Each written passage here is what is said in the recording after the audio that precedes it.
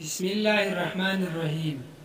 حاتم طائی نے کہا تھا، میں نے 4 علم اختیار کیے اور دنیا کے تمام عالموں سے چھوٹ گیا۔ کسی نے پوچھا وہ 4 علم کون کون سے ہیں؟ حاتم طائی نے جواب دیا، پہلا یہ کہ میں نے سمجھ لیا کہ جو رزق میری قسمت میں لکھا ہے وہ نہ تو زیادہ ہوتا ہے نہ کم، اس لیے زیادہ کی طلب سے مطمئن ہو گیا۔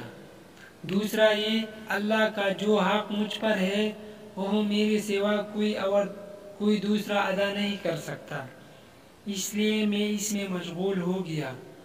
تیسرا یہ ہے کہ ایک چیز مجھے ڈھونڈتی ہے اور وہ ہے موت، میں اس سے بھاگ نہیں سکتا، لہذا اس کے ساتھ سمجھوتا کر لیا۔